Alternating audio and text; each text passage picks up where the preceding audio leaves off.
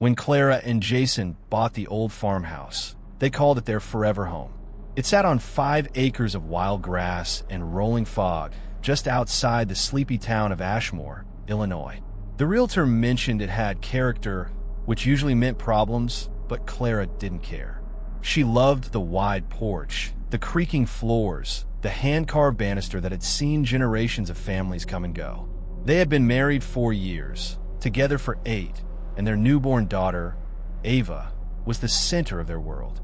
Clara, still recovering from childbirth, spent her afternoons in the nursery, painting pastel clouds on the wall and talking softly to the baby sleeping in her crib. Jason worked long hours in town, restoring antique furniture for a living. Life felt fragile, but full of promise.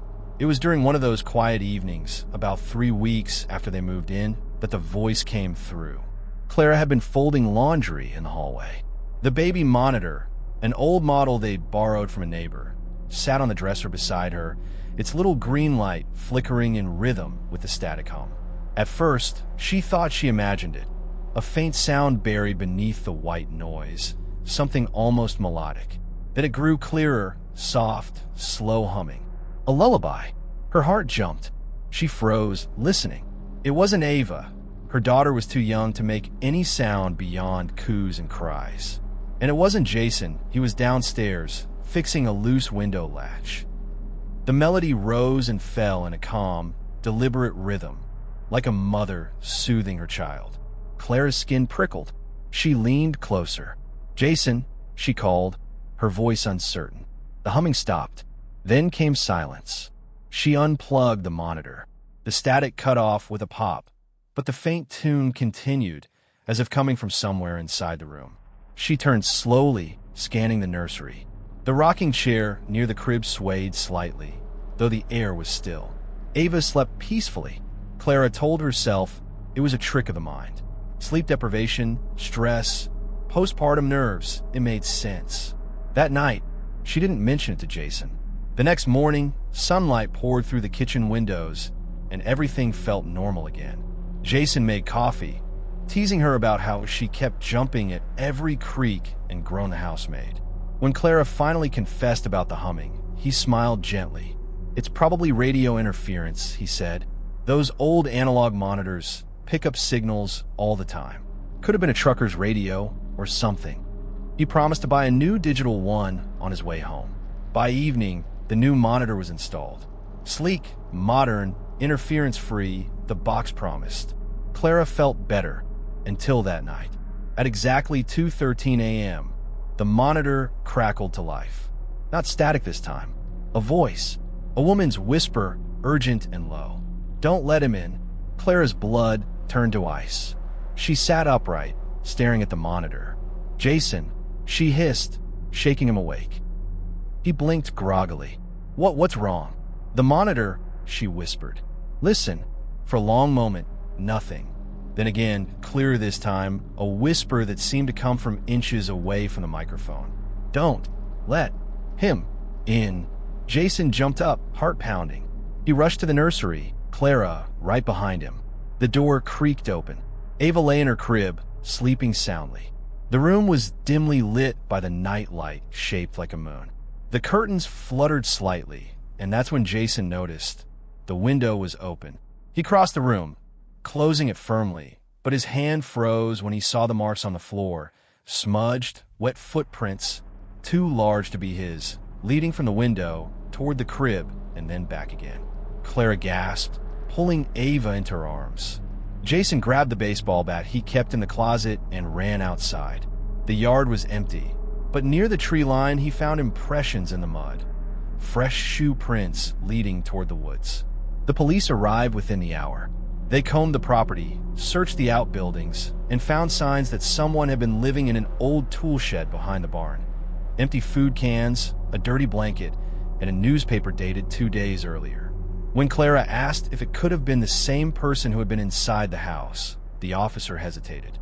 "We've been tracking a fugitive in this area," he said carefully. "Escaped from a county jail about 10 miles north. He's been hiding in barns, sheds, anywhere isolated. You're lucky you woke up when you did." Clara didn't mention the voice. Neither did Jason. But that night, as they packed bags to stay at her sister's house, Clara turned off the monitor. Before closing it, she looked at the little speaker, wondering whose voice she had heard. They never moved back in. Within weeks, the farmhouse was listed for sale. The real estate agent said it was a shame. They'd done so much work on the place. Clara simply nodded, unwilling to revisit what had happened. Months later, when they returned to collect the last of their boxes, the house was eerily still. Dust floated in the air like ash. Jason went to the basement to check the fuse box while Clara walked upstairs one last time. The nursery looked untouched. The crib was gone, but the rocking chair remained. The monitor, the old one, sat on the floor where she dropped it that first night. She picked it up absent-mindedly, noting that the power cord was still unplugged. Then came the faintest crackle.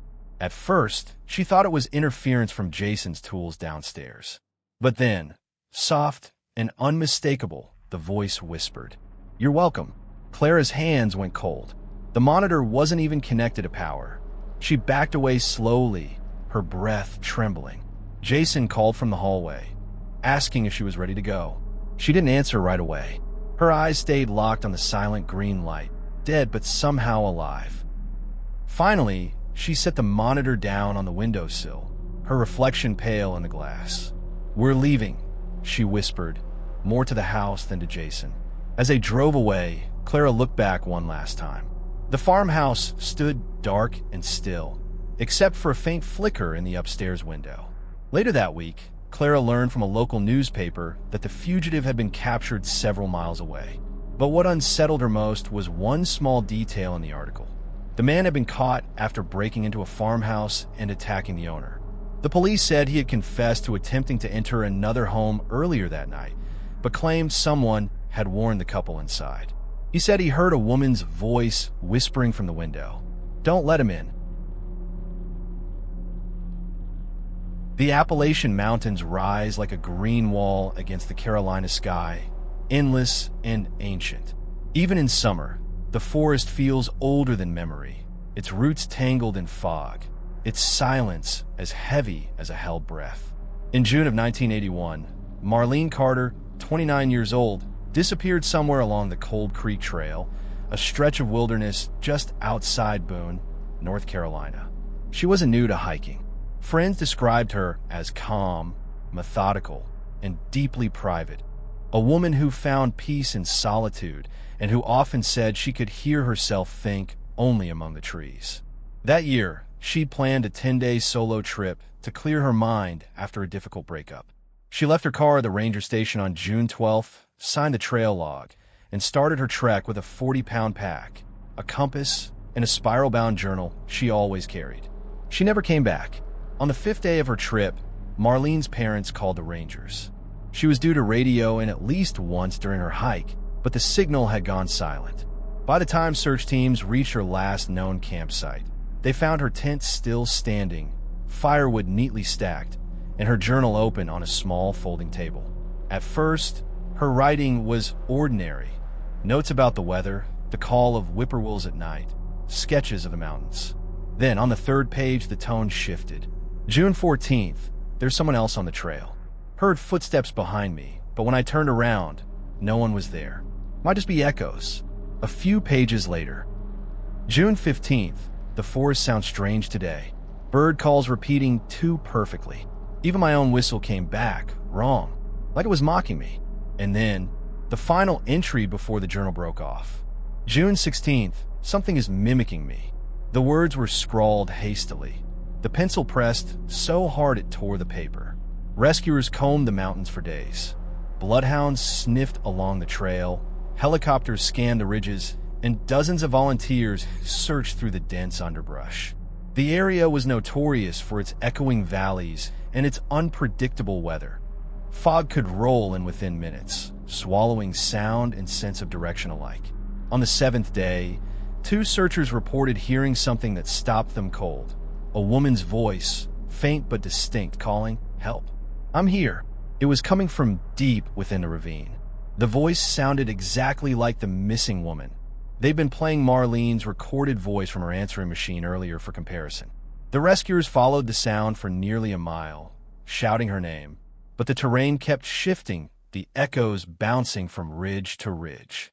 Every time they thought they were getting closer, the voice moved. Eventually, the cries faded into the wind.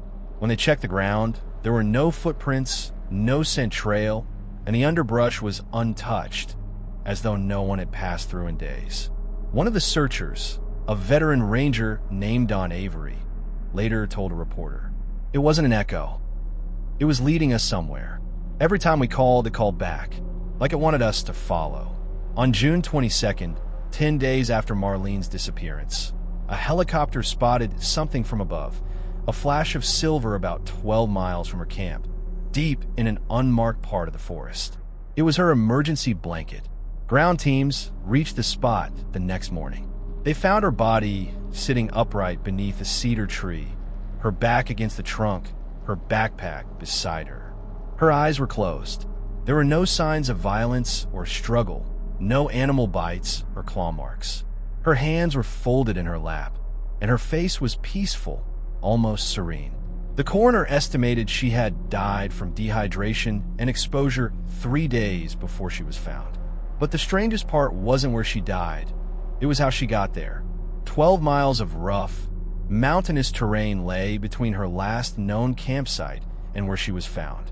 No trail led in that direction. Her boots were clean, her clothes barely torn. It was as if she had walked straight through the forest without disturbing a single leaf.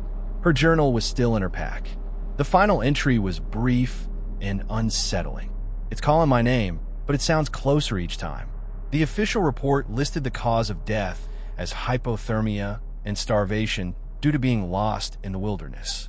The authorities chalked the strange journal entries up to panic, delirium, or exhaustion.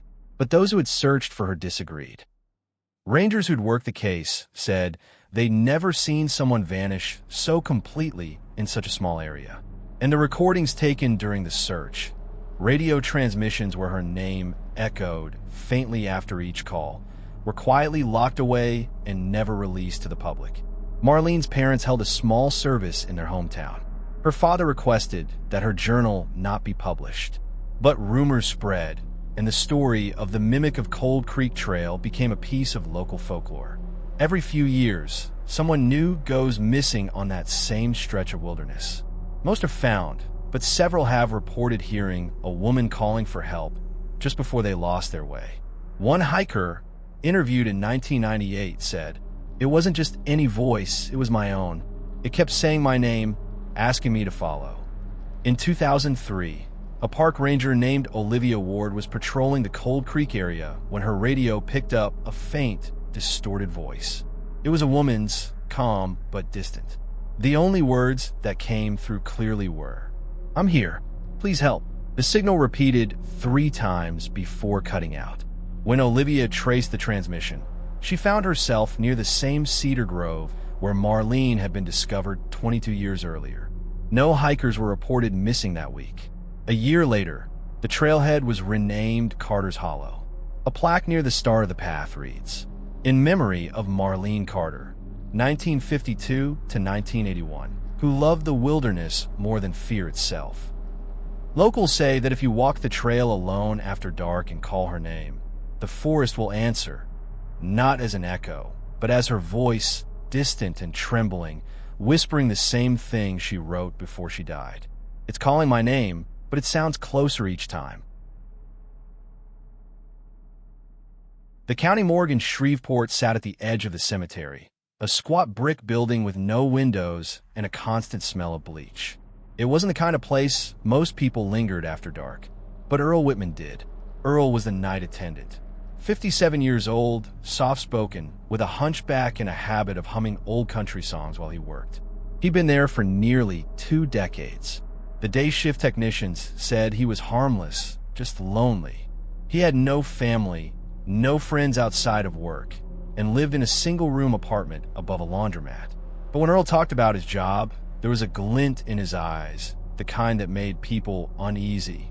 "They don't talk back," he'd say with a shrug, "but they listen better than most." He meant the dead, of course. Every night, just before midnight, Earl would begin his rounds. He polished the steel drawers, checked the temperature gauges, and made sure every tag matched its chart. He talked, as he worked, little murmurs of conversation. "Evening, Mr. Collins," he'd mutter to an unclaimed drifter. "You got a good rest last night?" He brushed their hair, straightened their sheets, and sometimes left a single white carnation on a drawer handle. The janitors teased him about it, calling him the mortician's butler, but Earl didn't mind. In his own way, he saw it as kindness. "They've been through enough," he once told the coroner. "Least I can do is make him look peaceful." On a humid Thursday night in 1974, a body came in from a highway accident. A young woman in her 20s, found alone in a wrecked sedan 10 miles out of town. No ID. The police said she must have lost control in the rain. Earl watched as the coroner zipped the black bag open. Her face was pale, delicate, framed by dark hair matted with blood. Despite the bruises, she looked almost serene, as though she might wake if someone whispered her name. "Poor thing," Earl murmured. The coroner signed the paperwork and left her in drawer 6 for the night. When everyone else had gone home, Earl lingered. He brushed her hair gently, wincing when his comb snagged in a tangle. "You shouldn't be alone on your first night," he said softly. "Don't worry, darling. I'll keep you company till they bury you." He said like a promise. 3 nights later, a thunderstorm rolled over the county. The rain came down hard enough to rattle the metal siding. Lightning cracked across the sky, cutting through the power lines. At 2:47 a.m., the lights went out. The morgue's generator sputtered, coughed, and failed. The emergency bulbs flickered for a second before plunging everything into blackness. Earl cursed under his breath, fumbling for his flashlight. When the beam cut through the dark, the stainless steel drawers gleamed like teeth. The air felt colder than usual, too cold. He walked to the generator room to reset the switch, humming to steady himself. But halfway down the corridor, he heard it. A faint metallic sound behind him, like a drawer sliding open. He turned. Nothing. "Damn storm," he muttered. "Just pressure in the vents." But when he returned to the main chamber, drawer 6 was open. Earl froze. The light trembled in his hand. The woman's body lay inside, her head turned slightly toward him, one pale arm hanging over the edge. He stared for a long moment, every logical part of his mind insisting that the shifting was normal. Rigor loosening, maybe, or the tremor of the floor. Yet he couldn't look away. The corners of her mouth seemed different, as though she'd almost smiled. Thunder boomed overhead. The flashlight flickered out. In the pitch dark, Earl whispered, "You ain't alone, sweetheart. I told you I'd stay." No one heard his last words. When the day staff arrived at 6 a.m., the morgue was silent. The generator was still dead. The power had come back on around dawn, but the main room remained cold as a tomb. They found Earl slumped against drawer 6, his eyes closed, his hands still clutching the handle. The coroner declared it a heart attack, likely from stress or fright during the outage. But something else caught his attention. The drawer, the one holding the crash victim, was open. The woman's body had shifted. Her right hand rested on Earl's chest, fingers curled as though reaching for him. No one could explain it. The official report listed it as movement due to decomposition gases. The coroner signed off. The body was buried in an unmarked grave, and Earl was laid to rest beside his parents on the North Hill. Everyone agreed he died doing what he loved. Weeks passed. The new night attendant, a young man named Curtis, took over the shift. He laughed off the story as small-town superstition until his third night. At exactly 3:12 a.m., the lights flickered. The air grew heavy, humming with static. He heard what sounded like faint laughter, distant but unmistakably human. Curtis thought it was a prank, until he realized the laughter came from inside the cold chamber. He quit the next morning. Since then, no one has lasted more than a few weeks on the night shift.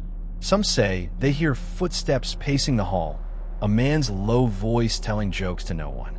Others swear they see a figure leaning against drawer 6, humming softly as if to a sleeping child. The maintenance crew refuses to enter the morgue after dark. And every year, on the anniversary of Earl's death, the overhead lights flicker for exactly 13 seconds, at precisely 3:12 a.m. The local papers ran a small piece about it once, calling it the Shreveport Morgue Mystery.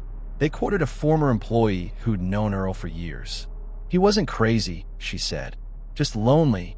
He believed death was the only thing that didn't leave you. She paused before adding, maybe he found someone who finally stayed. The legend. Today, the old county morgue is barely used.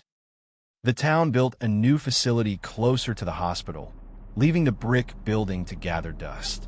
But the power still runs to the basement, where the original drawers remain. Locals say that if you visit late at night and listen closely, you can hear faint humming coming from the lower corridor. Sometimes a woman's laughter joins in, soft, echoing, playful. Visitors who've gone in after hours claim that drawer 6 is always slightly open, no matter how many times it's been locked. And a few who've touched the handle say it feels warm to the touch, as though someone had been holding it only moments before. The town's historians keep Earl's personnel file in the archives. Date of birth, date of death, cause, cardiac arrest. But written in the corner of the page, in faded blue ink, is a note added by one of the pathologists years later. Drawer 6 opened itself again tonight. 3:12 a.m. exactly.